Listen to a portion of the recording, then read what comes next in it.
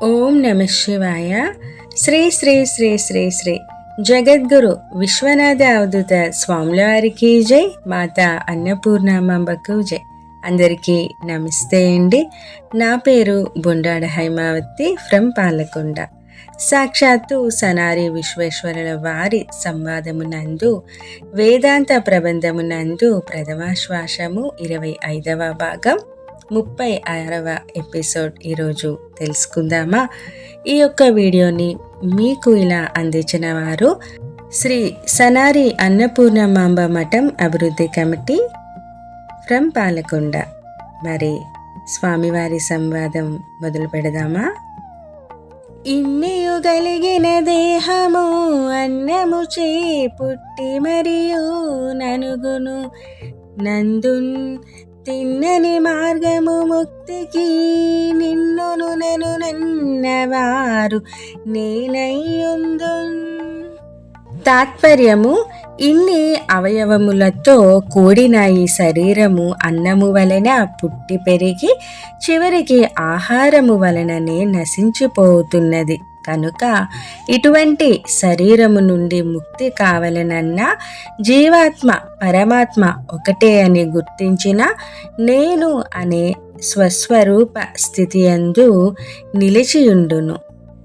వినుమీ దేహము దేహి కిండగిలియున్ వేరైన కాంతాదనం తను సంబంధములైన పుత్రుల హితావాసంబుకై భ్రాంతిచే తను జాలంబులు గడుపు నమ్యకులు దాత్రీ జనుల్ మోహులై తనువులు శాశ్వతమంచు దల్చుకొని ఆ తత్వముంచారరి.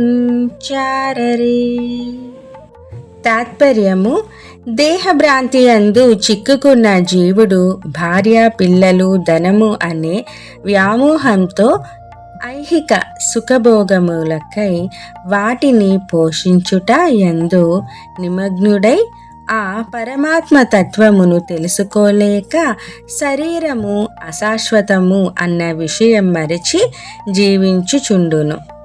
పుట్టిన వానికిన్ పరము పూర్తిగా తెలిసిన పుణ్యమూర్తికిన్ గిట్టిన వానికిన్ గుణము గెలిచిన వానికి క్షుప్తి చేటునై ముట్టగరావు వర్గవరమూలము చాతను వారి కబ్బుని తట్టును జోడ జంతువుల దారులు చూచి గనేమి చెప్పుదున్.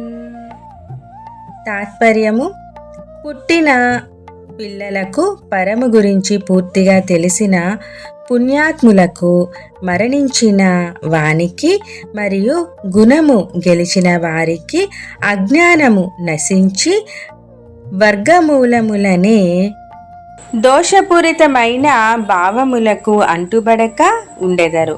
అలా కాక అజ్ఞానపూరితమైన జంతువుల వలె సంచరించువారు గతి ఏమని చెప్పుదును. వచనం: దోషపూరితమైన వర్గములు ఏవనినా రాగము ద్వేషము, కామము క్రోధము, లోభము మోహము, మదము మాత్సర్యము, ఈర్ష్య అసూయ డంబము దర్పము అహంకారము అనే 13 వర్గముల గురించి వేరువేరుగా వివరిస్తాను, ఆలకించుము దేవి.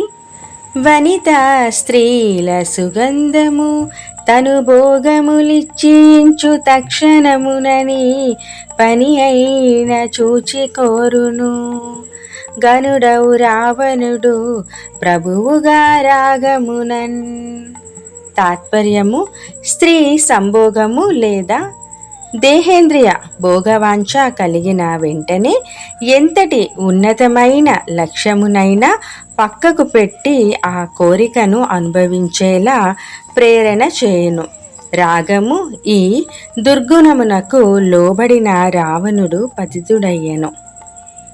ఎదుట విద్యాబలంబు స్త్రీ యవ్వనమునకును సుందరము ధనమలంకార సూటి చూచి ఓరిమియులేక పరులలో నడువురాక నుడుకు ద్వేషి హిరణ్యుడు నుండు ప్రభువై.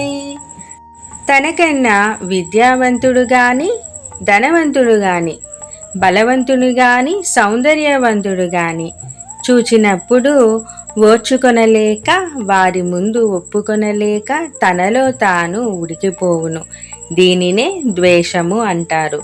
ఈ దుర్గుణమునకు హిరణ్యకశిపుడు లోబడి పతితుడయ్యెను. కామమునకు సాక్షి అవును నరకాసురుడుండు. ధనము ధాన్యము వస్త్ర సంధాన మవున రాజసము చేయుచుందు. నారాజు నాకు చెలిమి చేసిన సర్వంబు చేయు నేను.